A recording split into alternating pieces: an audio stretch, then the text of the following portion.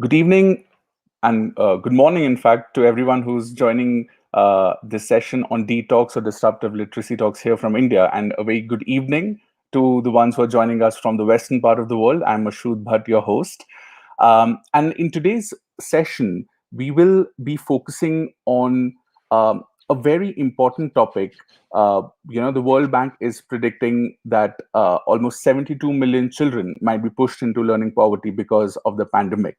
And while a major chunk of our children who are underprivileged and who are disadvantaged and on the wrong side of the digital divide are very vulnerable to learning losses and of dropping out of school. But uh, when we look at the context of emergency situations and conflict areas, a large number of our children are living their daily realities in such a situation. And when we talk about universal foundation literacy for all children and to achieve these SDG 2030 goals, it becomes very important to understand and to brainstorm on how children in emergency and conflict contexts, how do we ensure that all of them are able to access, enjoy, and also benefit from learning, not just foundational learning, but all different aspects and stages of learning.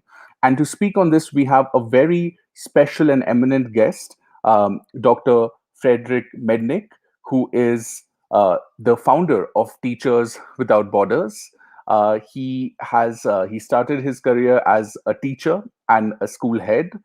In 2000, he founded Teacher Without Borders, and the idea was to connect teacher leaders to information and to each other to close the education divide. Um, for those of you who are, most of you would be aware of Teacher Without Borders. You would know that they are champions they are a collection of teachers, and also the teachers are sustainable change agents. That's how Teacher Without Border works, and this is an organization whose membership of teachers spans near more than 170 countries. Uh, so to talk more about this, we have Dr. Fred Mednick. He is. We'd also like to share that the organization has been awarded the Champion of African Education Award, the 2018 Luxembourg Peace Prize, and 2008 Ahmadiyya Muslim Prize for Peace, just to name a few. So thank you so much, Fred, for joining us today and for giving us your valuable time. A very good evening to you. Yes, thank you very much, and good morning to you and everyone. Um, Anytime Dr. Sunita Gandhi wants something, all of us who are mentees, we snap to attention. Um, and it's a pleasure to be here. I have to say that the organization probably would not exist if it weren't for Dr. Sunita Gandhi. And so I just want to personally thank her. It has now been 21 years, and such a pleasure. If we can go to the next slide, please. So before Yes. Dr. Fred begins, I'd just like to also inform our audience that Dr. Fred will be he has a presentation on us for us on the topic science of reading with or beyond an emergency. We'll also be encouraging all members to share their questions and comments on chat as well, and we'll like to take some of those questions towards the end as well. So, Fred, the stage is yours. Okay, sure. If if we can go to that next slide. So in 2001, when I was in India, there was classic Teachers Without Borders, a teacher who took up the mantle of a teacher as a change agent and created a conference called Shall We Stay the Same? And at that particular time, three things emerged from that conference. One was that they would love to have online courses and increasing, use. Maybe we can use our phones more and more for learning. They wanted communities of practice, and they wanted to have their voices being heard. And I think what happened at that particular time was many things having to do with all this online presence. Meanwhile, of course, if we can go to the next slide, uh, I had been thinking that this was around the time of the Millennium Development Goals. And I had been thinking that all the technology seems to be very promising. But what ended up happening is that I began to think that we needed to think about education as an emergency and education in emergencies. And I'm coming to you from, a place here in Seattle where just down the street from me was one of the first cases in the United States. India is now suffering from an emergency, but emergencies are always thought of as this disruption of the normal. And I think what we need to do is begin to think of emergencies as an opportunity because they challenge our assumptions. And I have many assumptions here. I have thought I believed in and have been challenged during this COVID time. And I would like to talk a little bit about them and how they relate to literacy. So if we can go to the next slide. I just want to tell you something that it's quite easy, I think, to be strong in our opinions about what we believe in. But I remember my father telling me it's fine to have the courage of your convictions, but you should have the courage of your contradictions as well.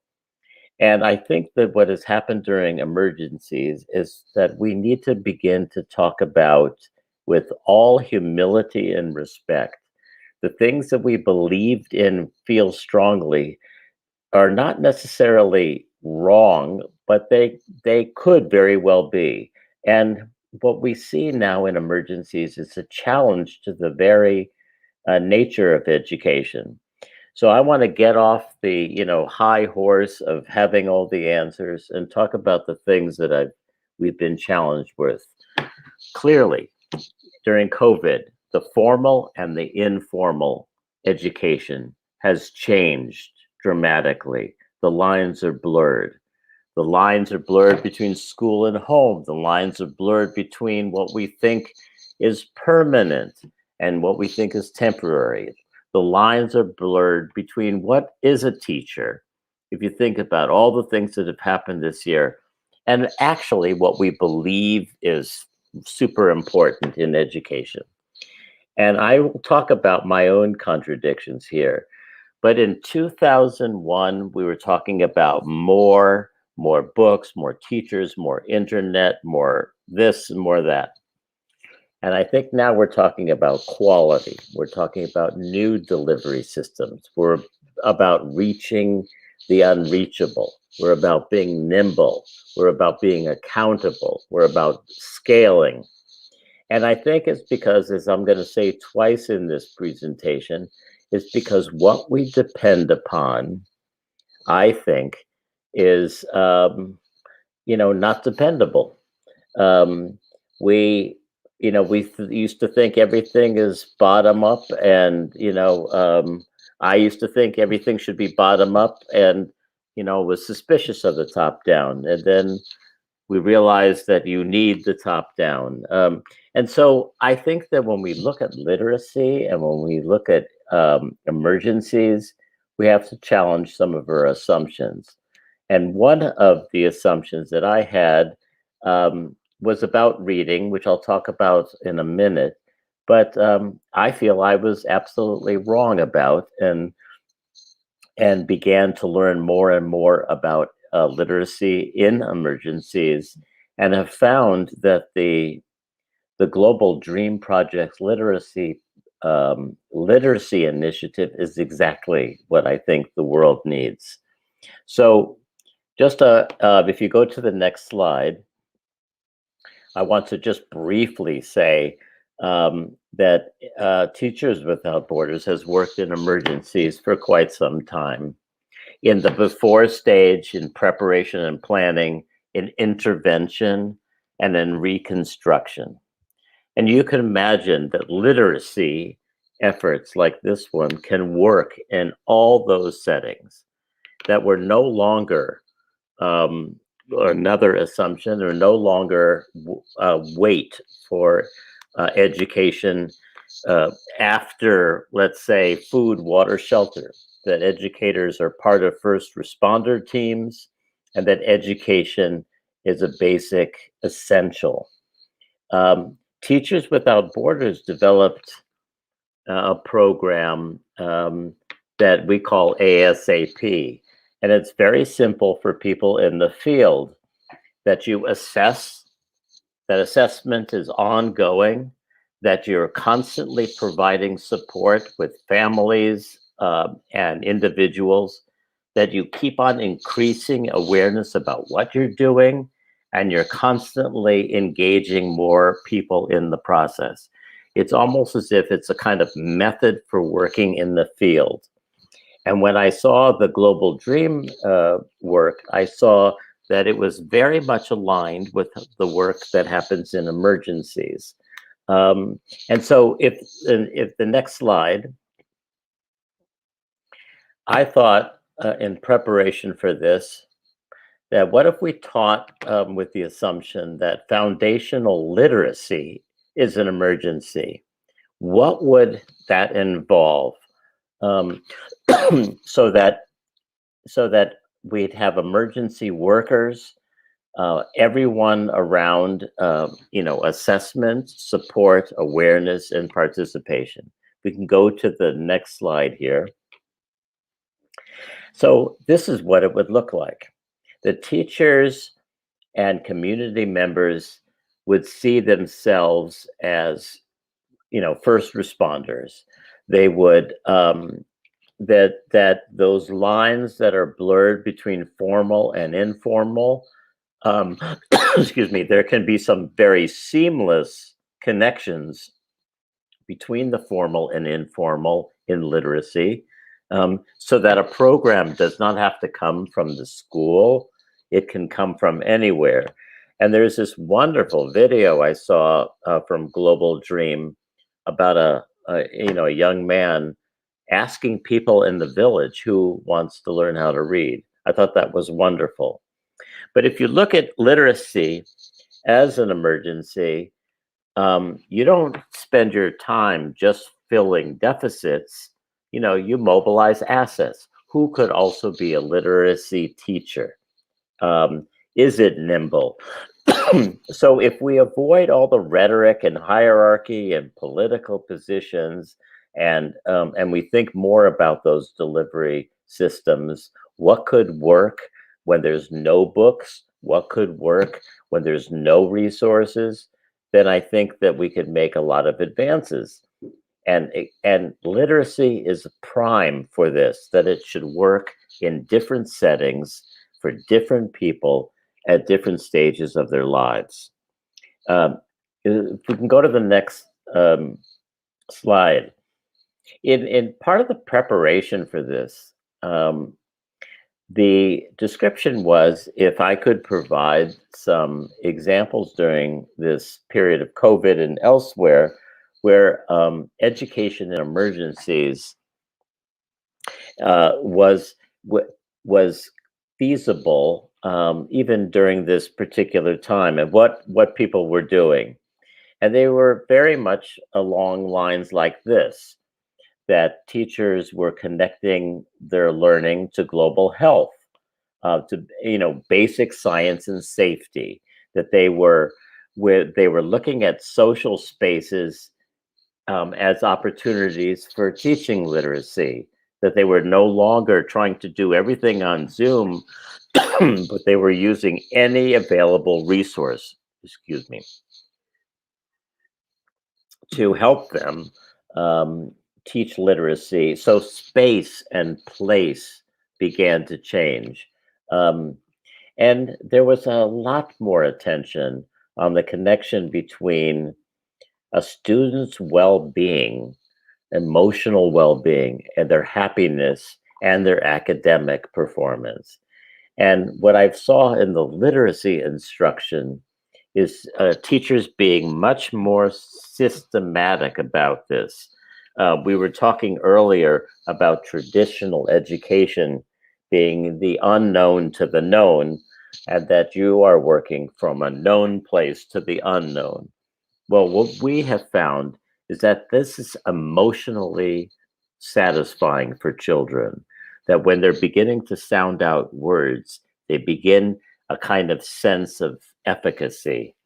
Um, Parents involving them, lots of different work, um, connect, with SMS texts, with a problem of the week, or a follow up with a 20-minute call, so that there were lots of ways in which families were connected to the literacy process. If we can go to the next slide. And then teachers. Now we have to say here, that teachers are the largest professionally trained group in the world. They know who's sick. They know who's missing.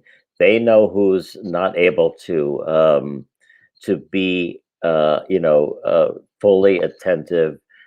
So teachers are a development army. They're a development army in everybody's backyard, but they don't have this kind of training. They learn to teach as they were taught. And in an emergency context, there's a whole set of protocols that are systematic, and clear, that could be of enormous value for teachers. And over the year, this is what we learned. We learned that the level of attentiveness that teachers have to children and their families, the checking in time, even when they can't see them, is a huge deal and connected to their achievement. Um, the quick assessments, exactly as Global Dream does. Um, you know, I saw that Pratham is part of this talk. They have wonderful orally administered assessments. There are lots of projects for literacy about going, dividing a city into four and going to every fifth household to learn about who's, learning how to read and who isn't. Reading programs to teach adults who are taxi cab drivers, even, how to read, that weren't reading the street signs. And then again, this whole issue of connecting academic competence to equality and to well-being. So I have in blue at the bottom here, a phrase that I've seen again and again in our work during this time, is while we're teaching anything, if we can scale the intimacy of teachers with each other and teachers with students, and incentivize sharing, really sharing the best practices, I think we will be in very good shape. If we can go to the next slide, please. So let me tell you about the courage of my contradictions. And I'm a little embarrassed about this, only because I thought I was right. I thought that everything had to be about kids figuring out words. The context was important, and it had to be, a reading rich environment. And that, the more books and pictures and coaching, the better. And and I thought, okay, that's great. But I never thought about education in an emergency. What if you don't have this stuff? What if you don't have the books and the and the teaching guides and pictures everywhere and books in the home? Will teach, do only the lucky and the wealthy get this?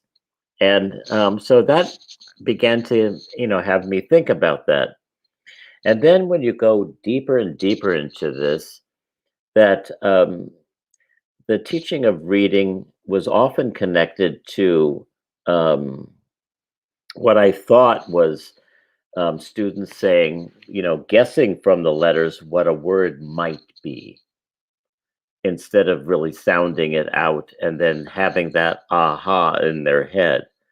Um, or about just sort of guessing, figuring it out, reading, you know, um, I thought it was just about understanding the whole of the word.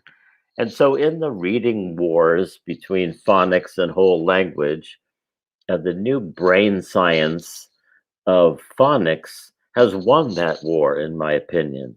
And I was wrong. And I will provide some examples of some very interesting research by showing this particular picture, um, which is kind of an example of this next picture. Thank you. Where a teacher in Oakland tells the story of her observation of a reading class. Nice picture there. And, the text says, "My little dog likes to eat with me." And there was a young boy in the class, and he looked at the picture and he saw the dog and he thought he, saw a dog in the sentence. Um, but what he read in the picture was instead of "my little dog likes to eat with me," he reads "my dog likes to lick his bone." And, the observer says, "Well, Rodney is not really reading. He's remembered this picture and he can see the picture. And certainly, this is what came natural to him. One person is eating and both are eating." So Rodney recognizes the sentence pattern of sorts, but he's not learning to read. And after a while, with so many clues and clues, he was told, "No, this says my little dog likes to eat with me, and look at the big picture here." And Rodney turned to the teacher in class and said, "Well, I can read this book with my eyes shut." And it was at that particular point that the observer said that the children without this media-rich environment are in a guessing game and they don't have the extra supports. And it's a really unequal picture. So it was a fascinating issue. If we can go to the next slide here. So in the video that I'll play in a second, there was there's two kids here, and the the same issue comes up. Is it a word or a picture? So Mia is on the left and Jabrea is on the right, and Mia is involved in a brain-based phonological awareness program, and Jabrea on the right is in a cueing program where they just cue the words and show the pictures.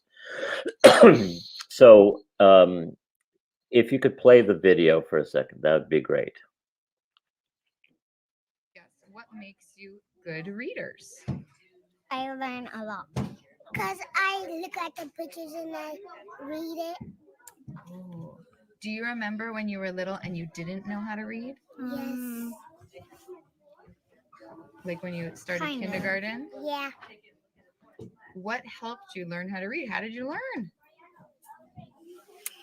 By looking at the pictures. Anything else? Looking at the words and sounding them out. Okay, that's it in many ways in a nutshell. When the researchers followed these kids, Mia is in the looking at the words and sounding them out. Jabray on the right is in the cueing program. She says she looks at the pictures and then I read it. Mia is doing well in school. Jabrea is not doing well in school these days.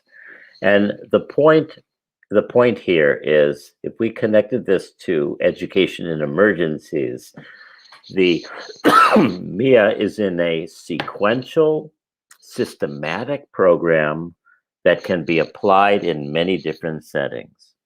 Jabrea has to rely on her teacher, rely on memorizing things. And I think that that is the clue here. If we can go to the next slide, please. So just to sum up, it's going from guessing and the visual to being aware of the sounds and to decoding. And from the other is, from memorizing the familiar, memorizing it, not just tapping into it. But what Global Dream seems to be doing is that it's going from something known, but it actually teaches the unknown rather than making this crazy leap. So I think it's going from dependence on the teacher and context and clues and visuals to an independent child who feels great about herself or himself because they're able to get things done. And we think that even, if we look at the world in terms of emergencies, we would rely on a systematic, science-based way of doing things. If we can see the next slide, please. And so it basically goes like this. What I loved, again, about watching the videos and looking at the workbooks is that anybody can become literate. And now when Teachers Without Borders works in an area, of education and emergencies in the before, middle, and, during and afterwards, we think, okay, are we assessing things? How the students are doing, what they know and what they don't. Let's look at the literacy rates. And then let's involve the parents. Let's see who can be a teacher here and learn this method. And we're finding, that we can have a high quality education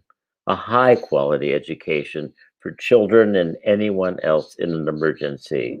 That is not just the basics, but there's a big difference between the basics and a foundation. And I think that what I'm seeing in the Global Dream, and we're seeing in other things, is that finally we're moving into quality teaching, quality methodology, a way of assessing things before, during, afterwards, very much like the view of an emergency. If we can go to the next slide, please.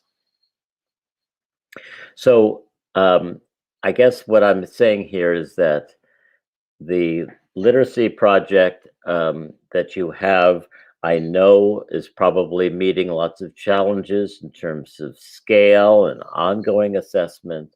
But I have to say that from what we're finding in emergencies and what we're finding in terms of the science of reading, that it seems absolutely consistent, that it is about prevention, rather than intervening when it's too late or being very incidental. I think that there's a certain quality control in the Global Dream Literacy Project that seems that you can measure this, and that it supports normalcy, but it's also portable because of all those assumptions about what we have expected the world to look like and to be like. If there's technology, if there's no technology, if the electricity is on or the electricity is off, if it's in school or out of school, if you're, elderly, if not, that the kind of nimble, portable way I think you're approaching things gives rise to a sensible, scalable system that I know that Teachers Without Borders, for one, would love to be about. If we can go to the next slide. So just as far as Teachers Without Borders concerned, I know it's hard to juggle the education in emergencies field and literacy. I'm just making a stab at it here, but would like to say that, at least on behalf of the organization, that we would like to add our support, if you need it, to work on this project through our graduate internship program, where students would be doing their thesis on this project and really being at the same time fulfilling their internship, with the organization and with my university. We'd like to promote the materials for teacher development to support this in emergencies. And we would like to engage our global network to provide support to mentors who want to learn how to be teachers who use this program. So, I just wanted to introduce this connection between literacy, as you are doing it, and emergencies and Teachers Without Borders, and would like to find out if you have any questions or comments or concerns or challenges. If you'd like to, contradict, it's okay, but I would just like to thank you from the bottom of my heart for giving me the opportunity to talk about the organization, what we do, and how we can help. Thank you. Thank you very much, Dr. Fred Mednick, for this phenomenal presentation. And you've really given our audience a very deep insight and really helped trigger a lot of thoughts on how to conceptualize education in emergencies and the traditional way of how we understand emergencies. Maybe the pandemic, of course, is one major emergency where all generations are being kind of introduced to this concept in a very difficult way. But you've also talked about how we can conceptualize literacy and put it at the center of an emergency, and then how that mobilizes everyone. So I think that's a very interesting concept to think about literacy. Here, one question which I had was was on your comment on literacy as first responders, and we talk about frontline workers during COVID as well, and teachers have been identified and recognized as frontline workers, not just for the health support, but also because they're braving the COVID and still going out to teach. So one thing which also COVID has shown us is that there is a general sense of volunteerism. We saw a lot of people across the world. They were helping out strangers. They were arranging medical supplies, rations, oxygen, so many different things, right? So if we have to talk about putting literacy in the form of a movement, right? Who are the stakeholders that will need to really come together? Is it something which only the government, the power of the government, will be able to achieve, or how does the common stakeholders get a big part of this? What would make it possible? Well, it's a great it's a great question. If we think about what's changed, educators were never a part of intervention in emergencies. They were always given services, or and this whole issue of deficit focus rather than an asset focus. People don't realize that in an emergency, it's not just normalcy that you want to maintain; it's advancing, education. So you can imagine the mindset first, and that mindset basically is that if you A teacher is someone with valuable information to share, regardless of whether they're a formal teacher. So when we began sending teachers in as first responders, people who have these skills don't think that they can be of service when suddenly they can be. So it's food, water, literacy, housing, shelter. That's one thing. The other is to get rid of this notion of waiting for the government or or expecting an NGO to swoop in and fix everything. It is an active process of individuals mobilizing their communities, you know, to send in, literacy workers.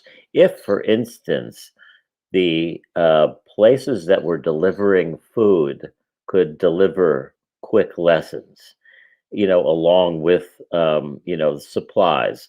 If every touch point in the emergency process, from, COVID testing to vaccination to public health campaigns, had a literacy component in it, basic, tiny little things. If you went for these tiny, small wins every week, everybody learns how to teach literacy. It would occupy them, but they would have multiple channels for the delivery of this. I am saying that, literacy should never fall off the plate when we have a crisis. And in fact, the crisis itself is an opportunity to demonstrate the power of literacy, to engage a community. You get to public health faster if kids can read. Sometimes, you say you need to read in order to get to public health. It's true, and you need your health in order to read. But they're so connected. Why not have every touch point be a literacy touch point as well? Right. That's a very interesting perspective when you're talking about delivering, right? So if we have literacy in the form of bite size and in the form of access, something which can be delivered on a large scale, that would be wonderful. One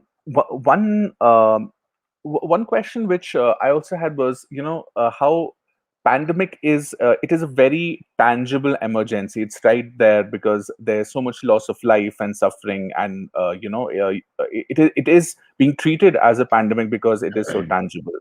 But something like literacy, despite being an emergency, even before the pandemic, we have so much research saying that 600 million children do not have foundational skills.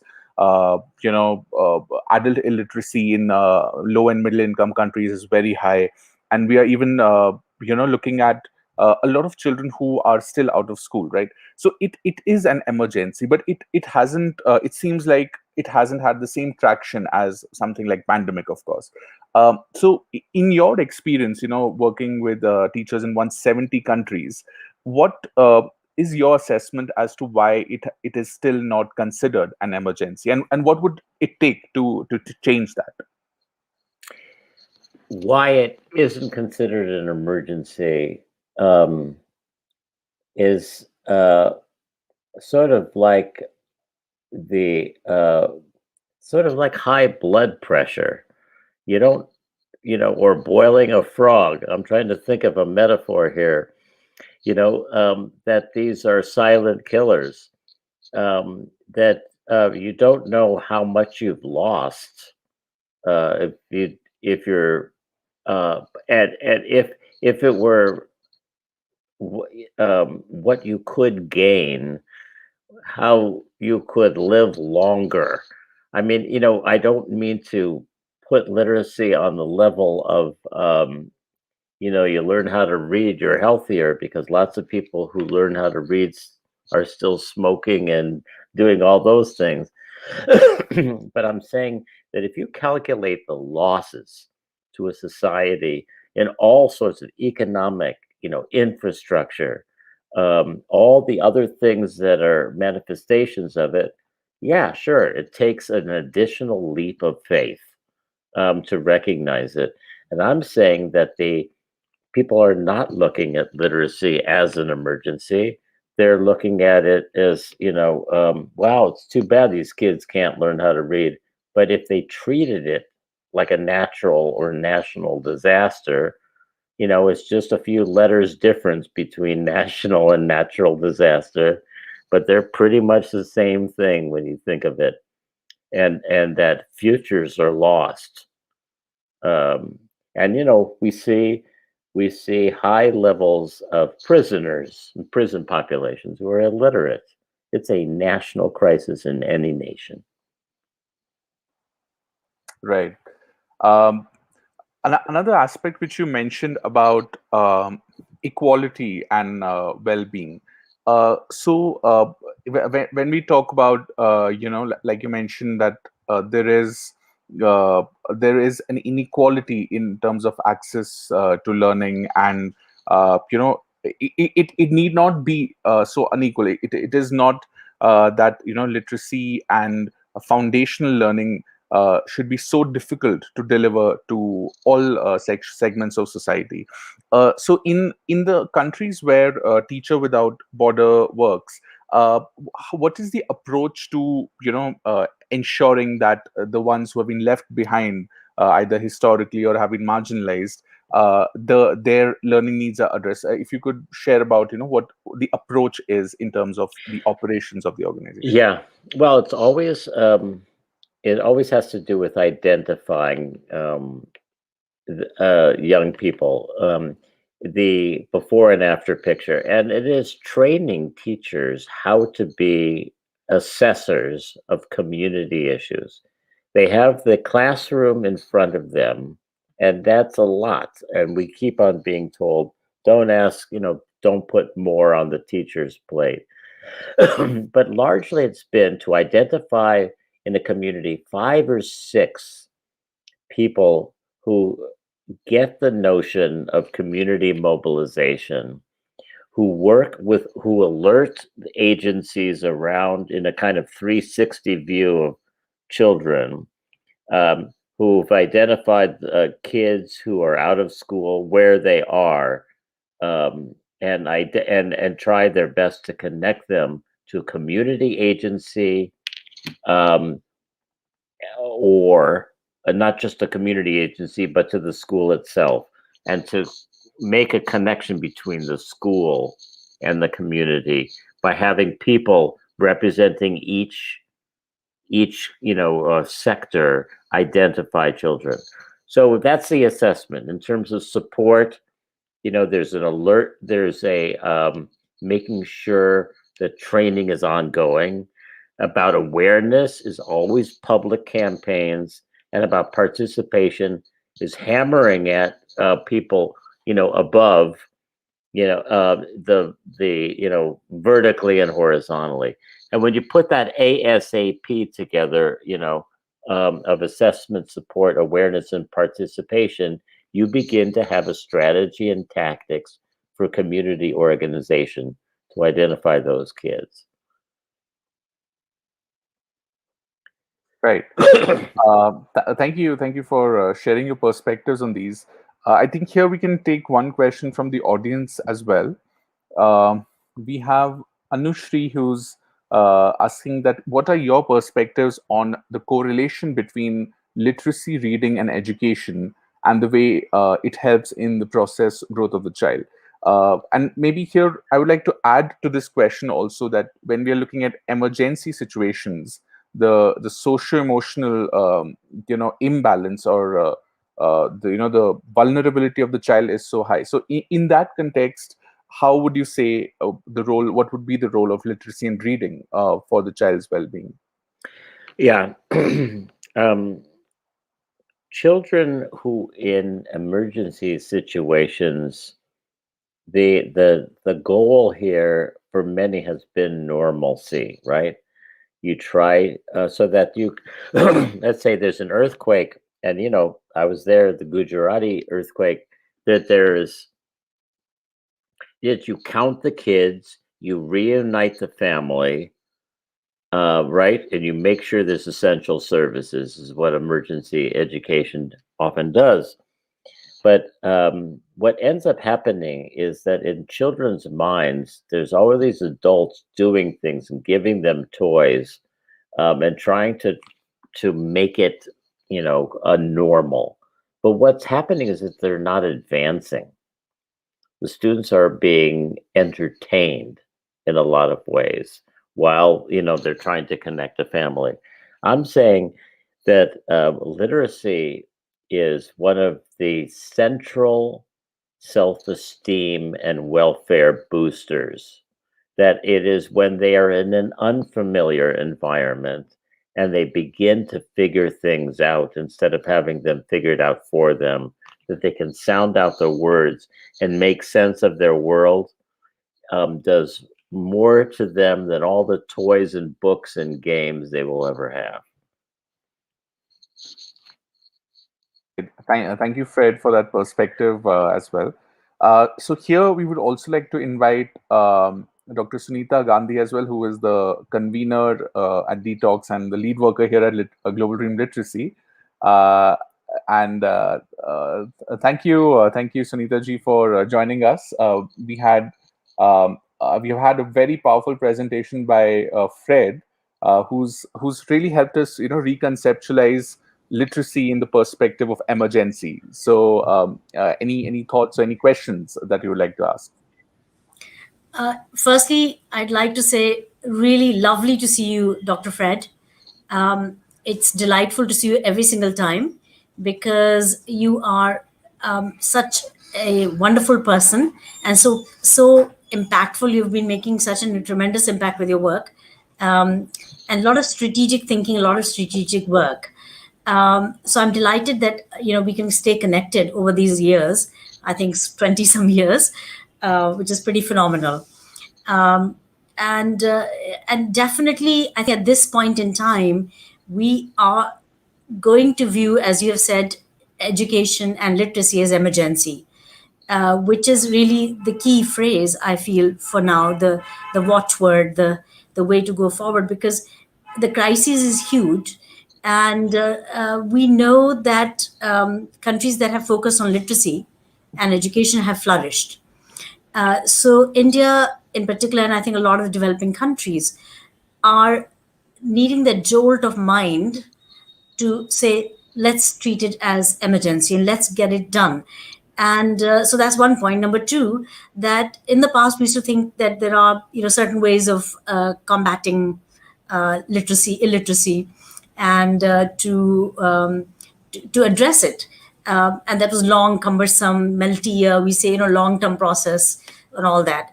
And I think that's held back our efforts because we keep saying, oh, well, it won't happen right away. And governments tend to typically think in short term. And here, what we can do with disruptive approaches to literacy, that we can actually create a lot of impact in a very short span of time. And I think that's the key, because we can create demonstration value. The problem is often that people are not only in their old mindsets, but they're gatekeepers of the old. So as a result, the traction for new things is very little. So for example, one of the thoughts I've had, and I think it'll be good to hear your comment on it, is that a lot of the NGOs across the country and countries, a lot of educators have a lot of brilliant ideas, but they don't have a vent for them, because either they're not large enough, or because they're not structured enough, or because it's hard to break into the old systems. And I think what we need to do is an open door policy where everybody's allowed to go and implement things and showcase results, and then expand on that experience. Why keep it to the old and established ways as though they are the most important? And I think those ways, the lingering on to the old ways, are holding back our ability to go and make an impact. So love to have your views on that. Yeah. So thank you, always. My views on that is that the reading wars have polarized the phonics and whole language instruction. And it used to be that the whole language instruction was part of the left, and the phonics were part of the right. And so I was I was obstinately a whole language person, context, image, and this, realizing only far too late that I was just as, um, you know, stuck in my ways as anybody else until I ran across this, the brain science and the science of reading. And what I noticed is that this is not supposed to be, it's not all about fun and games for the teacher. It's about what goes inside, what light bulb goes off inside kids' minds. And the ability to have a sequenced program that you do, that I saw, and that's replicated, in many places and replicable, is consistent with how kids learn, in a way that is not dependent upon all this more bigger, this and that. And the NGOs tend to want to distinguish themselves with the latest thing. And I'm saying that this way of teaching that was traditional in some ways has been developed in a way so that teachers are so happy that they see progress at last. And rather than have, like, the NGOs competing with each other, the open door policy would enable everybody to get on the same page without a loss of identity. And I think that what's interesting here is that um, there's an abundance of new ideas, but not an abundance of similar ones. If my organization adopts global, the Dream Project, the literacy initiative, it's your initiative that we would love to do. We don't have to go out and look for our own thing. And I think that there is a way in which we can talk about how kids learn best, and that would be the most ideal thing, to gather people in, to be a big tent here in the literacy instruction. There's enough evidence to prove its value. Yes, I do agree with you that there's ample evidence. And what more evidence do we need when we're in an emergency? You kind of do everything in so you don't wait around for a lot more evidence. You kind of miss the boat. So we've got to be very circumspect about our thought processes, which are just not budging on the old. And we Yeah. need to trust more. We need to allow more experimentation, more ideas on the table. More people just going out and venturing out and doing their best with the good intentions they have. So I'm all for this Yeah, kind yeah, of and I'm all venture. for us supporting a network globally that pays attention to what you're doing, and then where you get global help from people sharing these ideas. Literacy can transcend culture, but I think culture can enhance literacy. And so if there's a method that is I've never thought I'd ever say these words, of what about one size fitting all. I have been constitutionally against that idea, but I've even had to revisit that in literacy instruction, there's a kind of common thing. You need water, you need shelter, you need clothing, you need food, you need literacy, and you need it taught this way. And lots of ideas can inform the way it's done, but there are some basics now that we can follow. I think this war is over. Very true. Very true. Yes, I totally agree. Now, obviously, you've been working with many trainee teachers in different parts of the world and teachers, of course, as well, 70 odd countries. It would be nice to know how these efforts are being multiplied by them and what can be done to exchange notes so that more of it can be done, for example, in different language versions of our Yeah. efforts. Right. Yeah, here's the biggest contradiction of all is that we have only recently been plunging into understanding literacy in this emergency. It was only, and also just crystallizing the thoughts in preparation for this. But by and large, we've been looking at big ticket items. The organization fights for education in emergency. We fight for policy change. We fight for prevention and planning, right? And because only 2 or 3% of the funds that go, in emergencies go to education. So we spend so much time doing that we've only now just sort of making the decision to plunge into the area of literacy as a kind of concrete curricular pedagogical approach to the emergencies themselves. And so, we're getting off the policy and making a stink, about this, to actually wanting to promote teacher training, in a specific way, whether it's formal or non-formal in terms of literacy. Right. Thank you, Fred, for these perspectives. One final question from my end was, you also talked about scaling intimacy and incentivization, right? So Yes.